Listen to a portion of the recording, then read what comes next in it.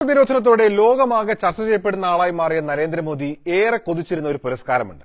Time മാഗസിന്റെ person of the year പുരസ്കാരം. മഹാത്മാഗാന്ധിക്ക് മാത്രമാണ് ഇന്ത്യയിൽ നിന്ന് ഈ പുരസ്കാരത്തിന് അർഹനാകാൻ ഇതിനു മുമ്പ് കഴിഞ്ഞിട്ടുള്ളത്.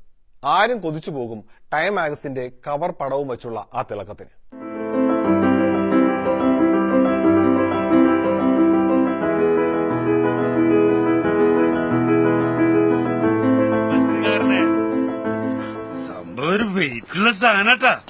വെറുതെ എന്തെങ്കിലും പറഞ്ഞു ഒപ്പിക്കുന്ന സാധനം അത്. അതെ, പിടിപാടുണ്ടെങ്കിൽ ഇത് എങ്ങോട്ട് നോക്ക്. കാശെറിഞ്ഞാൽ മേടിക്കാൻ പറ്റണമെന്നാണ് ഈ സകല പാടും.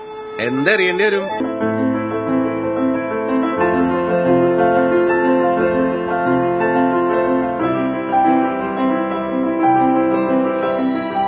ഇത് കാശ് കൊടുത്ത് മേടിക്കാൻ വല്ല ചക്കയോ വാങ്ങിയിട്ടിയാ?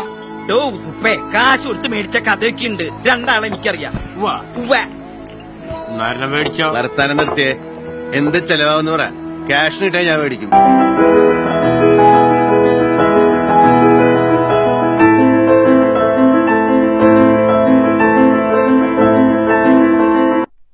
വായനക്കാരുടെ വോട്ടും പിന്നെ ടൈമിന്റെ പത്രാധിപ സമിതിയുടെ തീരുമാനവുമാണ് ഈ ബഹുമതിക്ക് വേണ്ടിയിരുന്നത്. ഭക്തന്മാരുടെ എണ്ണം വെച്ച് നോക്കിയാൽ ഈ അമേരിക്കൻ പ്രസിഡന്റ് ട്രംപൊന്നും മോദിയുടെ 7 അയലത്ത് വരില്ല. അങ്ങനെ വലിയ പ്രതീക്ഷയിലായിരുന്നു കാത്തിരിപ്പ്. ഒരു മാറ്റം നമ്മളെല്ലാം ആഗ്രഹിക്കുന്നുണ്ട്.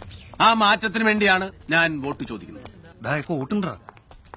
സബ്സ്ക്രിപ്ഷൻ നമുക്ക് അടയ്ക്കാടാ. നീ ആളെ കൊണ്ടുപോവാ. ശരി, കൊടു. അല്ല, ഇന്ന് പ്രഖ്യാപിക്കുന്നു. എന്താ സംശയം? പത്രത്തിലും ടിവിയിലൊക്കെ വന്നതിന് ശേഷം ഇങ്ങോട്ട് വന്നാൽ മതിയായിരുന്നു. ഇന്ന് ടിവിയിൽ വാർത്ത വരുമ്പോ ഒന്നും അറിയാത്തവരെ പോലെ നമ്മളും ഇവരുടെ കൂട്ടത്തിൽ ഉണ്ടാവണം. അതല്ലേ അതിന്റെ പത്രാസ്. നീ വന്നേ. എല്ലാ സെറ്റപ്പും ഓക്കെയാണ്. ടിവിയിൽ ന്യൂസാ വന്നു കഴിഞ്ഞാൽ മേനോൻ സാർ എന്റെ നമ്പറിലേക്ക് ഞാൻ ഏറ്റു. ഒന്നുമില്ല. എന്റെ ന്യൂസ് ഒന്ന് അറിഞ്ഞിട്ട് വേണം ഐശ്വര്യായിട്ട് തുടങ്ങി വെക്കാൻ. ആ ടിവിയുടെ ഓളിയൊന്ന് കൂട്ടുകാരാ. എനിക്ക് ടെൻഷൻ കാരണം കേട്ടാ. എന്റെ നെഞ്ചിൽ പാണ്ടിയും പഞ്ചാരിയും ഒരുമിച്ച കൊട്ടണേ.